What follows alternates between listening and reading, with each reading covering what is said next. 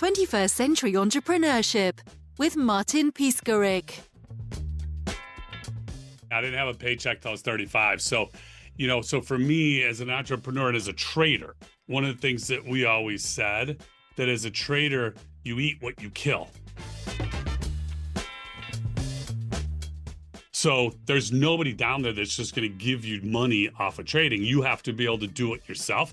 And as an entrepreneur, it's similar. Yes, if you raise money, you are able to take capital and pay yourself.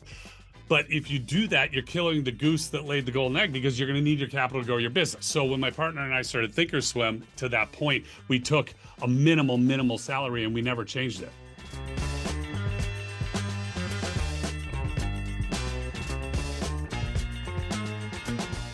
All of us, all humans, I guess animals, anybody who, any living thing is just a product of our experiences. So my son, he was in art school for a short period of time, and he had a professor who was an Israeli correspondent. He was a photographer in war. And he told the students, he said, look, I'm not a better artist than you. I just have more experience. So when somebody asks what's in it for me, my answer is, listen, everybody's journey is different, but if you can learn from other people, mistakes that they made, how they pivoted, adjustments that were necessary, because most people, for sure, your listeners, they all have ideas. They all have ideas, and some of them might be really good ideas. They don't know what to do to get their idea to come to fruition. They have an idea. How do I get it down on paper? How do I convince somebody that this is a good idea to give me money to go do this so that I can go follow my dream? And that, to me, that's for an entrepreneur, the hardest thing that most people find. How do I put my left foot in front of my right and start walking?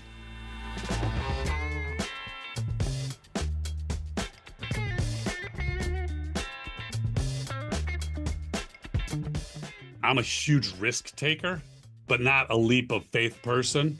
So to me, you have to trust yourself, you have to believe in your idea, and you have to work your ass off. And you have to be willing to accept that the original idea might need to be modified. Most people become too rigid and they're not willing to modify. They say, this is my idea, I'm not pivoting from that idea. And typically that leads to problems, which leads to failure. You need to listen to see what's going on, keep your eyes and ears open and say, look, I'm trying to do this. It is not working. I don't know why it's not working. I need to try something over here.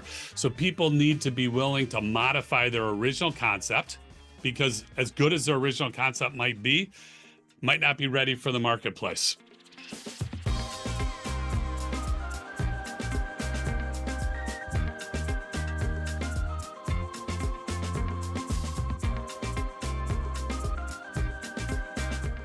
We go out, typically when we're starting something, it's an MVP. You just go out and launch it, because there is no such thing as perfection. So get something out there that's workable, and then do enough testing internally to make sure that it's doing what you want it to do. And then hopefully you release it, and then you say, okay, here's customer feedback. They're right. We missed this. We need to add this. We need to adjust this. We need to move this. But somebody who sits, because you can die from paralysis by analysis. Somebody sits there and analyzes, and they're going, it's not ready, it's not ready. And then all of a sudden 5 years goes by, they never launched a product. So get the idea out there as quickly as you could possibly get the idea out. It does a couple things. One, it puts pressure on the dev team to build as quickly and iterate as fast as they can to push the product out. Then two, what it does is, if you have salespeople or whatever your customer base is, it gives something for them to play around with, and they can validate the concept. So long as the initial concept is validated, they go, this is a great idea, but listen to the buts. Now, I want to be very careful with that, because a lot of people, you'll say, listen to the but. They listen too many times to the critics, and then they make adjustments that they shouldn't be making. To me, Steve Jobs, obviously brilliant, but to me, one of the greatest things about him was he told us what we wanted. He didn't ask. He just said, you want everything that's in here. And this is, we call it a phone, but a phone is a fraction of what this actually does, right? And what are we on, the 19th version, the 20th version? It's like 20 years in. So get it out and see where it goes.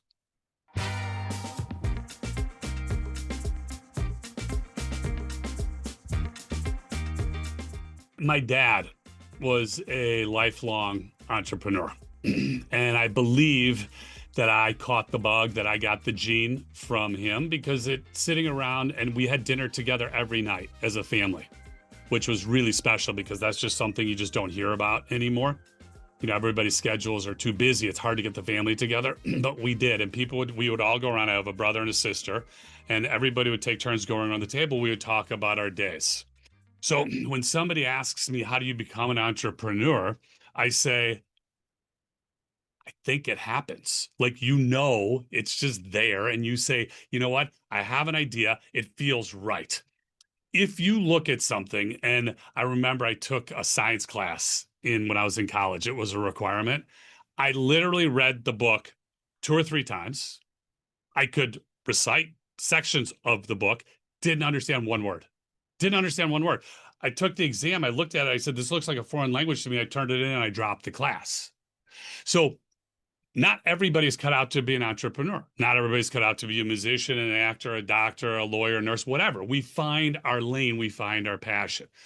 But if you think you are, it will come naturally. And when I say come naturally, you're always thinking of ideas. You're looking at a product and saying, how can I make this better? You're looking at an app. You're saying it's a good app, but I think I could do better. You're looking at whatever it is. You know, it could be a chef. To me, you could say a chef's an entrepreneur if they're opening their own restaurant. And somebody might say, I am a great chef.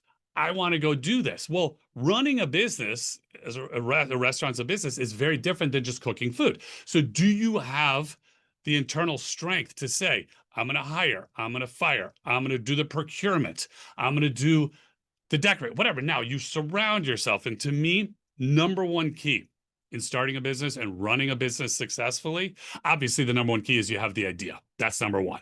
So you have the idea and you get moving. But once the business starts to develop, you need to surround yourself with people that you trust. You need to surround yourself with people that you have confidence in. My partner and I are in our 36th year together. That's a long time. Now, I would hand him my checkbook. I would hand him my credit cards, wouldn't even think about it. Wouldn't even think about it. That's the amount of trust that we have with each other. We can complete each other's sentences. We are very, very different people. And somebody once met him, a friend of mine, and said, wow, you guys are really different. And I'm like, why would I want a partner that was the same as me? I know what I can do. I want a partner that brings something else to the table. So he has his strengths. I have my strengths. We come together. We come in the middle. We meet. We talk about things when we have to talk about them. Otherwise, we go back and we do what we know that we're supposed to be doing. So there is, in my mind, the chance that somebody is hugely successful, and success can be defined in a lot of ways, but hugely successful, strictly 100% on their own, very small. Very small. There's always people behind and that are involved. To me, it's a we or an us, not a me or an I. And I think part of the problem for a lot of people is they feel that they're on an island. They need to do it themselves. You don't need to do it yourself. You need to find really good talent. You need to find people who fit into your culture, whatever that culture looks like. You need to find people that you trust.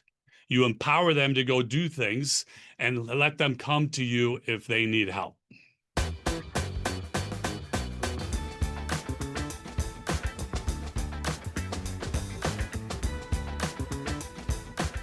When starting a business, what I always tell people is whatever you think your runway is, whatever you think it is, it's probably double, if not triple. And what I mean by that, I'm not just saying money, I'm talking about time. If you think you need 6 months, you probably need 12 to 18. If you think you need 12 months, you probably need 24 to 36.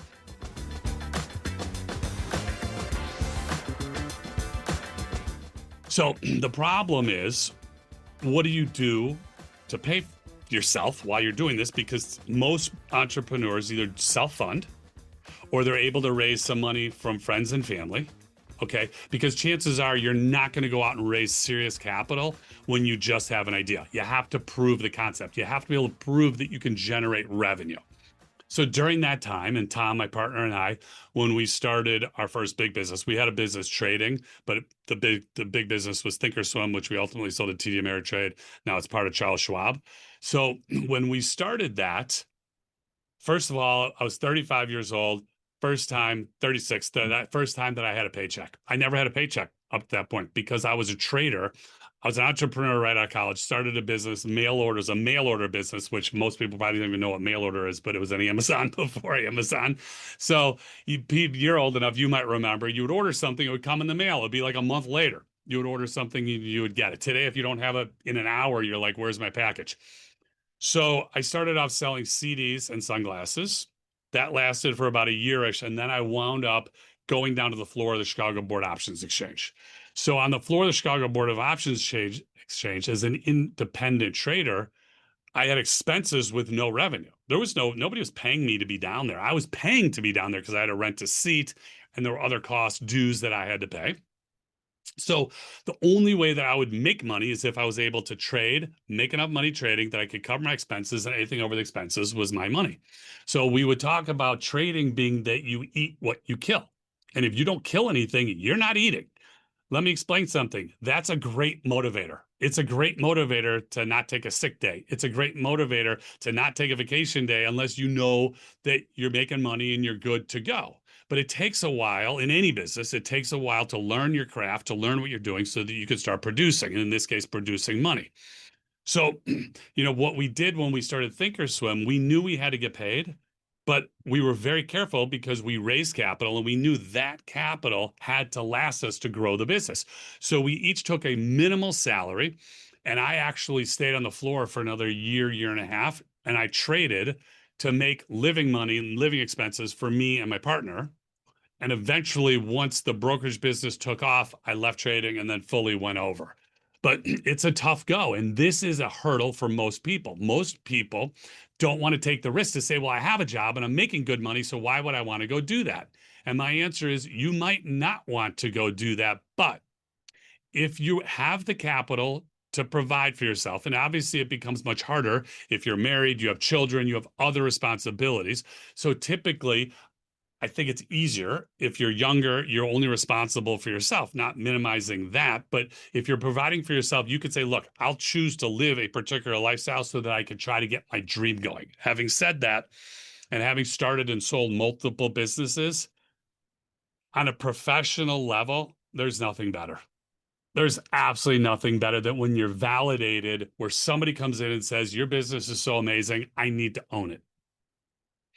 And there are people that say, you know what, I'm never selling my business. Or there are people that start businesses and they never get to the point where somebody wants to buy their business, but that's okay too. You can have a lot of pride in the success of, hey, I started a business from scratch. I now have 10 people, 20 people, 30 people working for me. It's a lot of responsibility. I mean, that's a big responsibility when you know that people are dependent upon you and your business for their livelihood.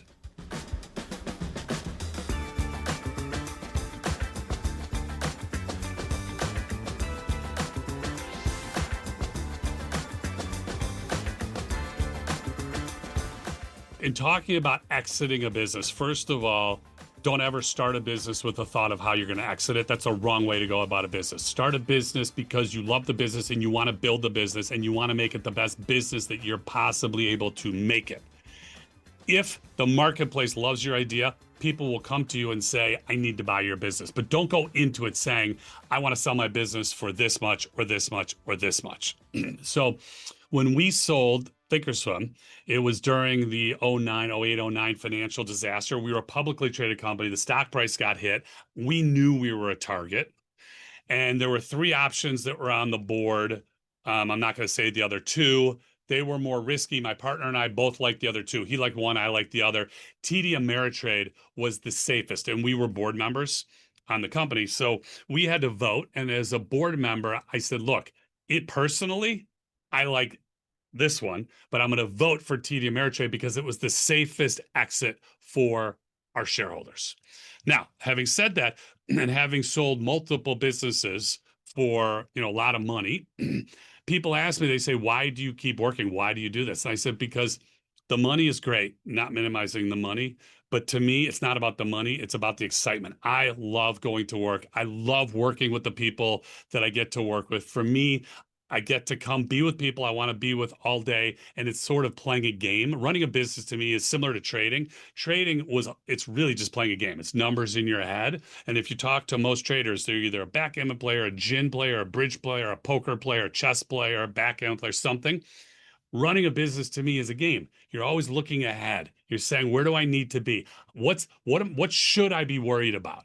If somebody sits back and just says, I'm going to rest on my laurels. Oh, look how well we've done over the last 10 years.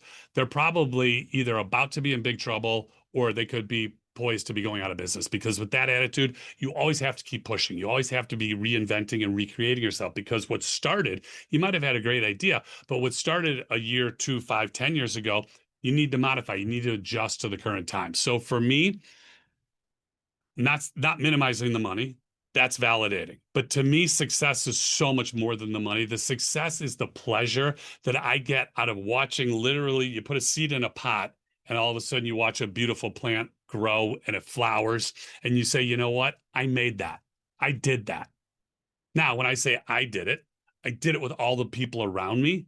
We did it, but I'm saying I get to personally look at this, as I hope everybody that works with us, I hope all the team members get to look at this and say, I'm responsible for some of that. And when you feel that, when you wake up in the morning and you're excited to go do what you're going to do, as people say, it's not work if you're excited to go do it. And my dad, who passed a couple months short of 94, he was a product of the Depression. And he said that his funeral would be his retirement party. And he literally worked until 36 hours before he passed. And he just never stopped because he just loved it. And to him, he's like, why wouldn't you keep working if you're capable of working? I heard a great quote. I don't remember the person that said it, but it was an entrepreneur. And they said to their team, they were dying. And they said to their team, I'm not afraid of dying. I'm just sad that I'm not going to be able to continue to do what I'm doing because I love it so much.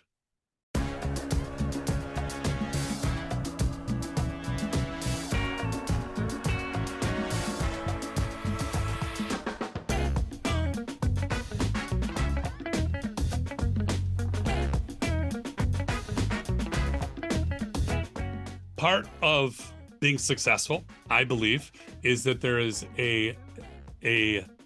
I want to say a requirement that you give back in some way, shape, or form to your community. I think it's critical that people are engaged with their community. I don't think it's fair that somebody says, this is mine, I got this, and I'm going to go run away and take it, and you can't have any. I've had great success over the last 20 plus years of doing what I've been doing. Again, a lot of work. I'm not saying that I didn't earn it, but I have had great success. So my wife and I tried to give back in ways that are meaningful for us. So two that have been very important in our lives, two organizations. One is a local children's hospital, Lurie's Children's Hospital. And for us, it started, and for most causes, people are engaged because they were connected somehow.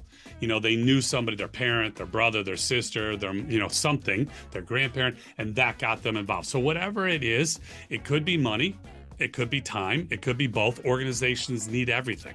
So I think it's critical because I think it helps to keep people grounded.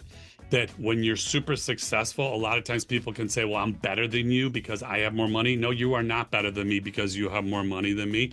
We both wake up in the morning. We both get out of bed. We both put shoes on the same way, et cetera, et cetera. We are just people. And I don't care for people that walk around saying that they're better than somebody else. You might be better than me at a particular activity. It doesn't mean you are a better person than me. The other organization that we are hugely supportive of is a very small engineering, fine arts, and architecture school in New York City. It's called Cooper Union. And my dad was a graduate. He was admitted in 1945. His dad was a postal carrier. They had no money. So he went to a technical high school because he said there was no chance he could go to college.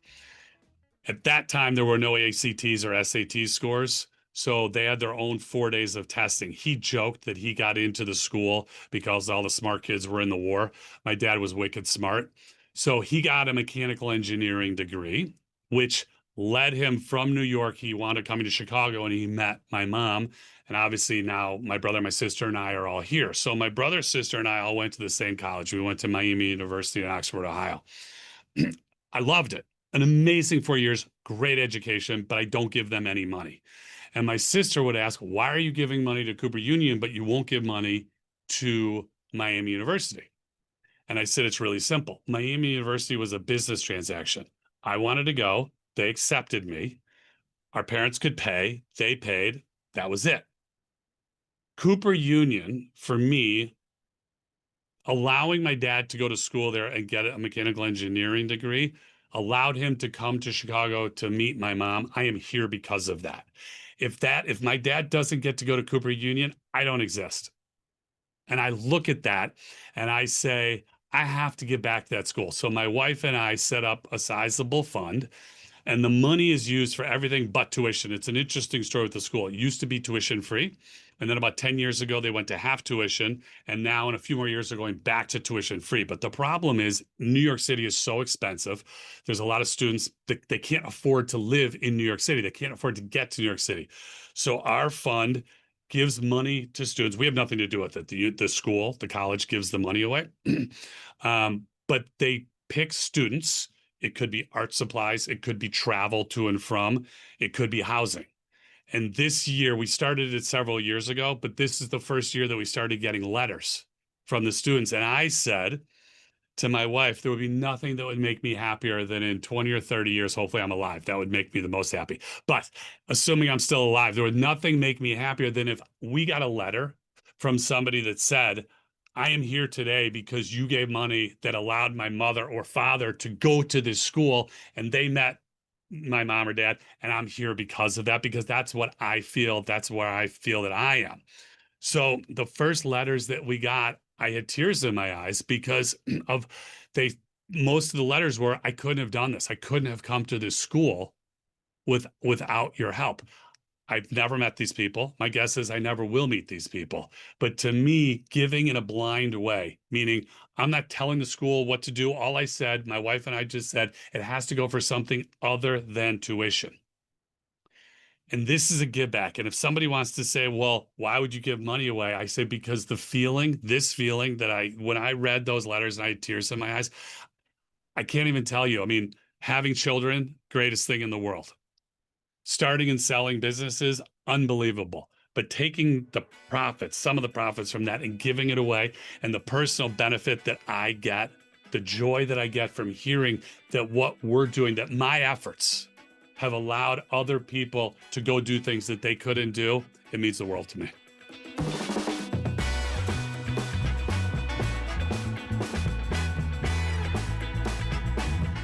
One of the things that my partner and I take a lot of pride in is that we answer our own emails for the business. So anybody that emails me, I will answer you back. So for all of your viewers, even though they're probably not customers, hopefully they will become customers, but I'm happy to answer any question that they might have about being an entrepreneur, about my journey, about how I could help them with their journey. So if somebody wants to email me, it's really simple, Scott, SCOTT, at tastytrade.com. So Scott at tastytrade.com. I will get back to you.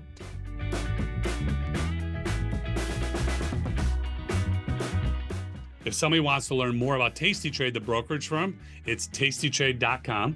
Have all the information about the brokerage firm. And if somebody wants to learn, we have a network. It's called Tasty Live, so tastylive.com. And we have 12 hours of content 5 days a week. We actually do Sundays, so we're actually on 6 days a week. Amazing content, all free. All free. So if somebody wants to go learn about trading, check it out. There's tons of videos, a lot of great content. 21st Century Entrepreneurship with Martin Piskarik.